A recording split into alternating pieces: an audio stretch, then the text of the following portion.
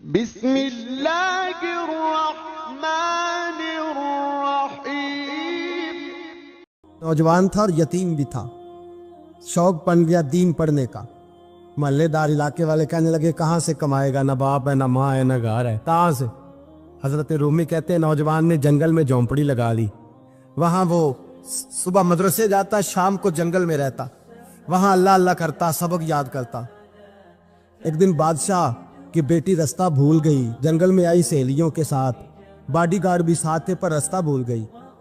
کھوتی کھوتی شام ہو گئی، ایسی کھوئی کہ جب رات گہری ہو گئی تو آ کے اس نوجوان کے پاس رکی اور چلانے لگی۔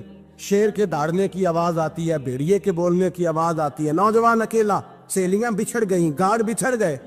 کہنے لگی میں پریشان ہوں، مجھے جگہ مل جائے گی۔ نوجوان کہتا میں نے شہزادی دیکھی اور مجھے بھی پتا تھا کہ گھر ایک ہی ہے اور آگ کو اندر سے دروازہ بھی بند کرنا پڑتا ہے، جنگل جانور بھی آ جاتے ہیں۔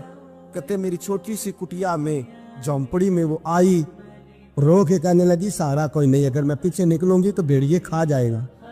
کہتے میں نے اسے جگہ دے دی، اکیلی عورت، چراغ جل رہا ہے، سبق یاد کر رہا ہوں۔ میرے نبی پاک نے فرمایا جہاں مرد عورت اکیلے ہو تیسرا شیطان ہوتا ہے۔ اور شہزادی، وہ بچہ کہتا ہے سبق یاد کرتا رہا ساری رات۔ وہ بچی کو کہا سو جا، پر وہ کہتی ہے نیند مجھے بھی کہاں آئی۔ ایسے موقع پر نیند، ساری رات سبق یاد کرتا، تھوڑی تھوڑی دیر کے بعد چراغ جلتا تو اس پہ انگلی رکھتا، ہاتھ جلتا تو پیچھے کھینچ لے، پھر دوسری انگلی رکھتا، تھوڑی دیر کے بعد جلتا تو کھینچ لے، ہاتھ سارا جل گیا۔ صبح کرنیں چمکی تو کہنے لگا چل نکل جا، دوڑ جا، بس بڑا صبر کا امتحان ہو گیا، چلی جا۔ شہزادی باہر نکلی، سپاہی ڈھونڈ رہے تھے، بادشاہ خود جنگل میں نکلا ہوا تھا، میری بیٹی مل گئی۔ بادشاہ تنہائی میں جا کے کہنے لگا بیٹا میں دنیا کو بتاؤں گا کہ میری بیٹی کھوئی نہیں تھی، سپاہی ساتھ ہی تھے۔ یہ بڑا مشکل ہوتا ہے، بیٹی تو بھول کے بھی رات کہیں رہ پڑے تو لوگ جینے نہیں دیتے، تو بیٹا مشکل ہو جائے گا میرے لیے۔ کہاں تھی؟ اس نے کہا نیک نوجوان کے پاس۔ اس نے کہا بیٹا میں تو تیری بات مانوں گا پر دنیا نہیں مانے گی، اگر اس نوجوان نے کسی کو بتا دیا کہ تو اس کے پاس تھی تو پھر لوگ میرا جینا محال کر دیں گے، بیٹا میں مر جاؤں گا، میری مجبوری یہ ہے کہ وہ کہیں راز نہ اگل دے وہ نوجوان، اسے قتل کرنا پڑے گا۔ عورت نے منتیں کی، اس بیٹی نے کہا میرے محسن کو مارو گے، روئی، اور وہ کہنے لگا میں بادشاہ، وہ میرا اپنا وقار ہے، میں اس کو چھوڑ نہیں سکتا، گرفتار کر لائے سپاہی۔ وقت طے ہو گیا سزا کا، اکیلے ایک کارکوشری میں رکھا گیا، جو اس کے خاص اعتبار والے تھے ان کی ڈیوٹی لگائی۔ بادشاہ نے بلایا طالب علم، آیا، عورت کہنے لگی، بیٹی کہنے لگی ایک دفعہ تو بلاؤ نا، ایک سوال بس پردے میں رہ کے پوچھنا ہے، اور پھر جو آپ کا جی چاہے، میرے محسن کو مارنا تو ہے، تو مرضی آپ کی۔ سامنے کھڑا کیا، نوجوان پردے کے پیچھے، عورت کھڑی ہو گئی، بادشاہ بیچ بیٹھ گیا۔ بی بی کہنے لگی ساری رات بیدار میں بھی رہی، سویا تو بھی نہیں، وہ جو تو چراغ کے قریب ہاتھ لگا کے جلاتا تھا وہ سمجھ نہیں آئی۔ نوجوان رو پڑا، کہنے لگا کیا کروں، میں نے رسول اللہ کا دین پڑھا ہے، کیا کروں، میں نے حضور کا دین پڑھا ہے، میں نے پڑھا ہے کہ زانی کو سب سے نیچے دوزخ کے سب سے نچلے درجے میں جلایا جائے، اسے جہنمیوں کا پیپ اور ریشہ پلایا جائے، کند کھلایا جائے، یہ روایتیں پڑھی ہوئی تھیں۔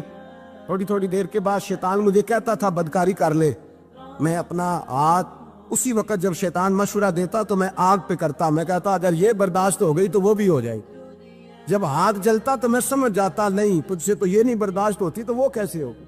پھر مجھے شیطان مشورہ دیتا کوئی دیکھ نہیں رہا تو بلانے نہیں گیا، خود آئی، میں دوسری انگلی لگا دیتا، میں نے ہاتھ جلایا اور میں سمجھ گیا جب چھوٹے سے چراغ کی اتنی سی شمع کی آگ نہیں برداشت ہوتی تو دوزخ کیسے برداشت ہوگی۔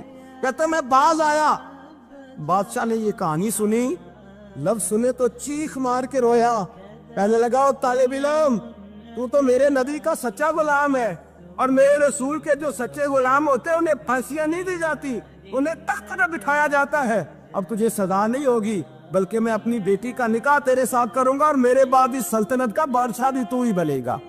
اب وہ نوجوان وہاں نعرے لگا رہا ہے، کہتا لوگو تم مجھے کہتے تھے دین سے کیا ملتا ہے، دین سے تو اللہ تخت و تاج بھی عطا فرما دیتا ہے، اگر نوجوان شرم و حیا والے بن کے رہے اللہ ساری عزتیں دے دے گا۔ دیکھیں نا اللہ کے فضل سے عزت ملتی ہے، اور جب کوئی عزت داروں جیسا کام ہی نہ کرے۔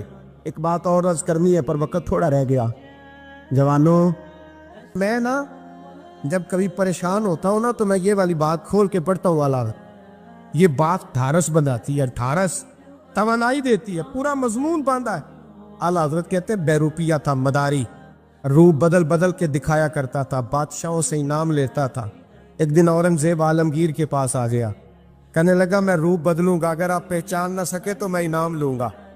آپ نے فرمایا میں کوئی ایسے ویسا بادشاہ نہیں، کہا مجھے دھوکہ دینا مشکل ہے، کہا نہیں میں روپ بدلوں گا۔ حضرت اورنگزیب عالمگیر بڑے نیک بادشاہ گزرے، بڑے پرہیزگار آدمی، وہ بیروپیہ کہنے لگا میں روپ بدلوں گا، آپ نہیں پہچان سکیں گے۔ فرمایا چل جتنا تیرے اندر زور ہے لگا لے۔ حضرت نے اعلان کیا کہ میں نے فوجی بھرتی کر دے، 2 ماہ کے بعد ٹیسٹ ہوگا۔ وہ 2 مہینے دوڑتا رہا، رنگ روپ بناتا رہا، آیا ٹیسٹ دینے، 2-3 سپاہیوں کا امتحان لیا، اس کی باری آئی تو 10 روپے دیے، کہنے لگے تیرے آنے جانے کا کرایہ میں نے تجھے پہچان لیا ہے۔ کچھ دنوں کے بعد جانے لگے سفر پر تو بھکاری آ گئے خیرات مانگنے، اس نے بھی سارے منہ پر سیاہی مال لی، کپڑے پھاڑ لیے، سر کے بال مڈا لیے، پگے تک کٹا لی، بدرنگ ہو کے آیا، کاسا آگے کیا تو حضرت نے 10 روپے ڈالے، کہنے لگے تیرے آنے جانے کا کرایہ میں نے پہچان لیا ہے۔ کچھ دن گزرے تو ٹیچر کی ضرورت تھی، اس نے مونچھیں بڑی کر لی، داڑھی نکلی لگا لی، سر پہ جنا کیپ پہن لی، ایک شیروانی لے لی اور ہاتھ میں چھڑی پکڑ کے آیا، کہنے لگا میں استاد ہوں، 2-4 بندوں کا امتحان لیا، اس کی باری آئی تو 5 روپے دیے، 10 روپے دیے، کا تیرا کرایہ میں نے پہچان لیا۔ 2 سال گزر گئے، وہ جب بھی آتا حضرت پہچان لیتے۔ ایک دن سفر پہ جا رہے تھے، بہت بڑا لشکر تھا، جہاد کرنے جا رہے تھے اورنگزیب عالمگیر، تو دیکھا ایک پہاڑی ہے، پہاڑی پہ لوگ جا بھی رہے ہیں آ بھی رہے۔ اورنگزیب عالمگیر پوچھنے لگے یہاں کیا ہے؟ کہنے لگے بابا جی بیٹھے ہیں دعا کرتے ہیں، اللہ کے نیک بندے ہیں۔ اورنگزیب کہنے لگے یار پرانے لوگ سارے ہی اللہ والوں کو مانتے، یہ بھی مصیبت آئی ہے جتنی نہیں آئی ہے، سارے لوگ ہی مانتے۔ کہنے لگے ذرا میں دعا نہ کرا لوں، بچے کام جا رہا ہوں۔ اورنگزیب بادشاہ تھے، بادشاہ لوگ نازک مزاج ہوتے ہیں، گھوڑے سے اترے، بڑی مشکل سے پہاڑی پہ چڑھے، اوپر گئے تو لائن لگی ہے، بابا جی غار میں بیٹھے، کہنے لگے میں نے ملنا، میں اورنگزیب ہوں۔ انہوں نے کہا ہمارا بابا اس طرح کا پیر نہیں کہ امیر آئے تو رنگ اور ہو، غریب آئے تو اور ہو، یہاں اگر ملنا ہے تو لائن میں لگ جاؤ، سب ایک جیسے۔ اب لائن میں کھڑے ہو گئے، 50 آدمی آگے تھے، کہتے ہیں 51واں نمبر تھا، تھک گیا دھوپ میں کھڑا کھڑا۔ جب میں پہنچا غار کے دہانے تو میں نے بابا جی کے چہرے پہ نظر ڈالی تو بڑا نورانی چہرہ، بڑی خوبصورت لب و لہجہ۔ میں نے کہا میرے جیسا آدمی بھی پگڑی باندھ لے تو اچھا لگنے لگ جاتا ہے، بڑا خوبصورت انداز۔ کہتے ہیں میں ان کے پاس اتحیات کی حالت میں بیٹھ گیا، میں نے کہا حضور میں جا رہا ہوں جہاد کرنے، دعا کرنا۔ بزرگوں نے ہاتھ اٹھائے، اللہ اس کی مدد فرما، دین کو غلبہ عطا فرما، اسے دین کا سچا پکا سپاہی بنا۔ پھر تھپکی دی، 2-4 نصیحتیں نکال ڈالی، دیکھنا ظلم نہ کرنا، زیادتی نہ کرنا، جب تم جیت فخر نہ کرنا، غرور نہ کرنا، نصیحتیں بھی کر دی۔ کہتے ہیں اب جب میں اٹھا تو 2-4 دینار بطور نذرانہ مسلح کے نیچے رکھے، اور الٹے قدم جب میں غار سے اترا انہوں نے رومال جھاڑا اور اٹھ کے کھڑے ہو گئے، کہنے لگے آج نہیں تو نے پہچانا، آج نہیں تو نے پہچانا، میرا انعام بنتا ہے، آج نہیں پہچانا، لا پیسے۔ اورنگزیب کہنے لگا یار تو نے حد کر دی، کہاں چڑھا کہاں کھڑا رہا، دھوپ میں تھک گیا، کمال کر دی بھائی تو نے، بتا تو کیا لے گا، اب تو جلدی بتا، وہ کتنے لوگ پیچھے دھوپ میں کھڑے ہیں، لشکر سارا کھڑا ہے، کیا لے گا؟ اس نے کہا سب سے قیمتی ہیرے وہ ہے جو تیرے سر کے تاج میں لگے ہوئے، مجھے تیرا تاج چاہیے۔ او بھائیو سننا اور یاد رکھنا، میرے اعلیٰ حضرت کہتے ہیں بادشاہ نے سر کے اوپر سے تاج اتارا، بہروپیے کے قدموں میں رکھا اور کہنے لگے یہ لے، اور یہ تو تیرا مانگنے پر میں نے دیا ہے نا، میں واپس آتا ہوں تو آنا، میں اپنی مرضی سے بھی تجھے دوں گا، تو نے اورنگزیب جیسے بندے کو دھوکہ دیا، آنا میں اس وقت بھی دوں گا۔ وہ دے کر بس بات ختم ہو گئی، حد ہو گئی، دے کر کہتے ہیں جب میں پلٹا نا واپس، بہروپیے نے آواز دی بادشاہ ٹھہر جا، تو میں نے پلٹ کے دیکھا تو کہنے لگے یہ اپنا تاج لے جا، اٹھا اور لے جا۔ میں نے کہا 2 سال بیت گئے تجھے محنت کرتے، آج قابو آیا تو لے جاؤ، کہنے لگا لے جا، مسئلہ سمجھ میں آ گیا۔ میں نے کہا مجھے بھی تو سمجھانا۔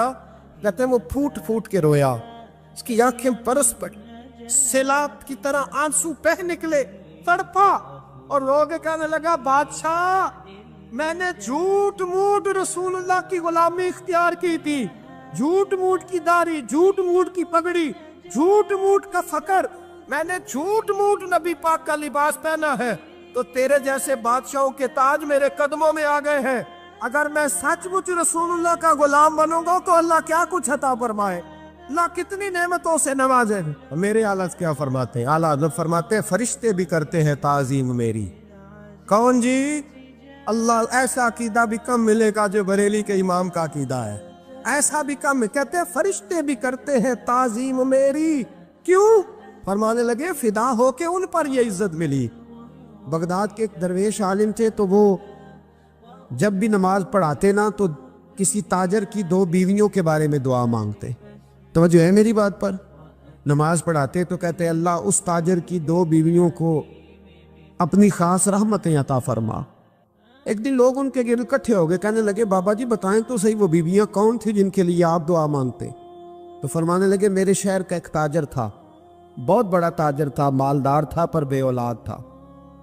उसे बगदाद से मुल्क शाम जाना पड़ता था तिजारत करने, और कई कई महीने उसे शाम के मुल्क में रहना पड़ता था।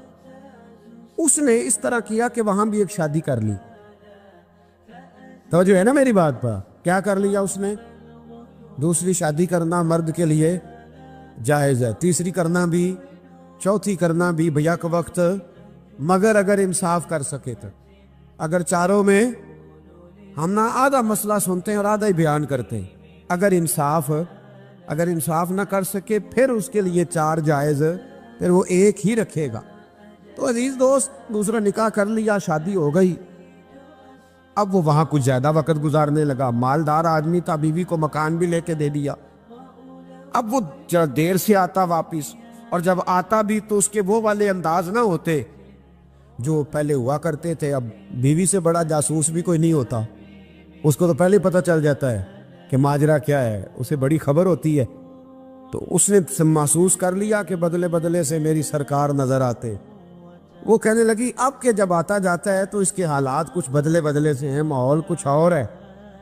उसने एक बूढ़ा आदमी जो उसका अजीज भी था और समझदार भी था उसको तैयार किया। कहने लगी अब के जब मुल्क के शाम जाए ना तो इसका पीछा करना और खबर करना कि कहाँ रहता है, कहाँ जाता है, क्या करता है।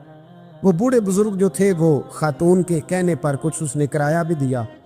वो उस ताजर के पीछे गए और वापस आके खबर दी। कहने लगे कि ये तो 2-3 साल बीत गए, इसने वहां भी शादी की हुई है, तुझे बताया ही नहीं। बीबी बड़ी समझदार थी, हौसला मंद, जीरत, उसने शोर नहीं मचाया। उसने कहा कि मैं ना अब जब आएगा ना तो तरीके से बात करूंगी और पूछूंगी कि ऐसा क्यों किया। और ये भी उसने आके बताया कि अगर तेरे साथ निकाह के बाद उसे औलाद नहीं मिली तो औलाद वहां भी कोई नहीं, कि मुकम्मल तफसीलात। अब जब इस दफा खामंद आया तो आते ही वो बीमार हो गया, कमजोर होने लगा। अब खातून ने मुनासिब नहीं समझा कि आते ही धड़ाम से मैं उसके सर पर ये ठोड़ दूं कि तूने निकाह किया हुआ है और मुझे बताया नहीं। वो जरा तसल्ली में रही, कुछ वो बीमार था, हौसला रखा, खिदमत करती रही। कुछ दिन गुजरे तो वो ताजर इंतकाल कर गया, फौत हो गया। अब राज खोल न सका, इद्दत गुजारी, और जब सारा माल जमा किया ना तो अशरफियों की बोरियां भर गई। सारा माल उस बीबी का, 4 बोरियों में अशरफियां, 4। यहां तो पेट का दोज़ख है, माज़ अल्लाह भरता ही नहीं। हाल मिन मजीद, हाल मिन मजीद। वो जो कहते थे ना कि बस बाहर चला जाऊं और बाहर मैं कुछ थोड़े से पैसे कमा के 2-3 साल में लौट आऊंगा, फिर यहाँ आके कोई कारोबार करूंगा। वो गए हैं तो वापिस नहीं आए। वो जो कहते थे ना बस मैंने इतना सा कारोबार करना है कि मकान बन जाए, उन्होंने 4 मकान भी बना लिए हैं, लेकिन ब्रेक हल में मजीद की दौड़ है। अब 4 बोरियां उस औरत ने छुपाए रखी। कोई बंदा नहीं जानता बगदाद में कि मुल्क के शाम में ताजर की दूसरी बीवी भी है। जब वो फारिग हुई तो उसने उस बूढ़े जासूस को फिर बुलाया और 2 बोरियां ऊंट पे रखी, खुद भी साथ बैठी और मुल्क के शाम गई। अल्लाह अकबर। वो बुजुर्ग कहते हैं मैं ऐसे नहीं दुआ करता। उसको जाके कहने लगी मैं अकेली वारिस नहीं हूँ, आधे की वारिस तू भी है। मैं अकेली वारिस नहीं, ये तकसीम विरासत है, आधी की वारिस तू भी है। तो रख अपने पैसे, मुझे पता है उसने निकाह किया था पर मुझे बताया नहीं था, तो रख अपने पैसे, मैं तुझे दे रही हूँ, आधे तेरे हैं आधे मेरे हैं। اس نے نظر اٹھائی تو رو پڑی. کہنے لگی نہیں اب یہ سارے تیرے ہی ہیں. اگر تو اللہ سے ڈرتی ہے تو میں بھی رب سے ڈرتی ہوں. اگر تو مصطفیٰ کریم کا کلمہ پڑھتی ہے تو میں بھی اسی نبی کی ماننے والی ہوں. کہا بات کیا ہے, میرا کیوں ہے سارا؟ تو وہ خاتون کہنے لگی وہ 2 سال 3 سال سے میرے ساتھ نکاح تھا اور اس نے بتایا تھا مجھے کہ میری بیوی بھی ہے, اور میں غریب تھی تو میرے والدین کو بھی بتایا تھا کہ میری دوسری شادی ہے. یہ مکان اس نے مجھے لے کے دیا تھا, میرے تمام اخراجات وہ پورے کرتا تھا, نان و نفقہ کا خیال رکھتا تھا. لیکن اب کہ جب وہ آیا تو وہ بیمار تھا.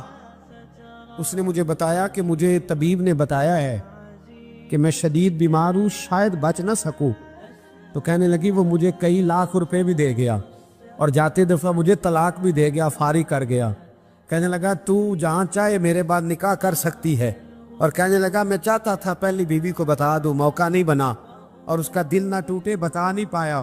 لہذا وہ مجھے ڈھیر سارے پیسے دے چکا ہے, سارا میرا حصہ مجھے پہلے سے دے چکا ہے. میری بہن اب یہ 4 بوریوں میں سے 2 میری نہیں بلکہ 4 کی 4 ہی تیری ہے, تو ہی اس کی حقدار ہے.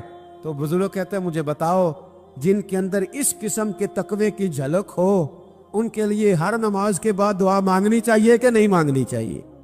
حضرت عمر کے زمانے میں نا ایک نوجوان تھا, نیک تھا, مسجد جایا کرتا تھا رات کو. تو مسجد جا رہا تھا تو رستے میں ایک عورت نے دعوت گناہ دی. ابن عساکر نے اس کو لکھا ہے. تو نوجوان تھا, خواہشات تھی, کچھ طبیعت مائل ہو گئی. ابھی ادھر جا ہی رہا تھا کہ کسی نے آیت پڑھ دی والی من خاف مقام ربی جنتان, جو رب کے سامنے کھڑے ہونے سے ڈرے گا اللہ 2 جنتیں دے گا. واقعی ڈر گیا, وہ واقعی ڈر گیا, اتنا ڈرا کہ بے ہوش ہو کے گر پڑا. بیماری سے لوگ بے ہوش ہوتے ہیں, پیسے ڈوب گئے بے ہوش ہوتے ہیں, بچے کے غم میں بے ہوش ہوتے ہیں. سچ بتاؤ کبھی خوف خدا سے بھی بے ہوش ہوتا کوئی دیکھا ہے؟ ہمارے ہاں تو روز مرہ ہی نہیں ہے بھائی. اور بڑی باتیں ہیں بے ہوش ہونے کی, ڈرنے کی, غش کھانے کی. بے ہوش ہو کے گر پڑا. بوڑھے باپ کو کسی نے بتایا بچہ بے ہوش پڑا ہے, اٹھا کے گھر لائے. گھر لا کے کہا بیٹا کیا ہوا؟ نوجوان ہے, چڑھتی جوانی ہے, پر پاکیزہ بڑی ہے. کہنے لگا ابا جی گناہ کی طرف چلا گیا تھا, پر میں نے آیت سن لی جو اللہ کے سامنے کھڑے ہونے سے ڈرے گا رب 2 جنتیں دے گا. میں ڈر گیا تھا, رب واقعی 2 جنتیں دے گا. باپ رو پڑے, ابا جی کی آنکھوں میں آنسو آئے اور کہا پتر اللہ بڑا مہربان ہے, اس کے وعدے سچے ہیں, واقعی 2 جنتیں دے گا. اس نے پھر ایک چیخ ماری اور اس طرح کی ماری کہ اس کی روح ہی پرواز کر گئی. روح ہی پرواز کر. کشتگان خنجر تسلیم را, عشق کی خنجر سے قتل ہو گئے لوگ. صبح حضرت عمر کو پتا چلا کہ انہوں نے تو رات جنازہ بھی پڑھ دیا, تدفین بھی کر دی. جناب عمر فرمانے لگے اتنا نیک نوجوان خوف خدا سے دنیا سے چلا گیا, مجھے کیوں نہیں بلایا میں جنازہ پڑھتا. فاروق اعظم فرما رہے ہیں میرا شوق تھا میں اس کا جنازہ پڑھتا.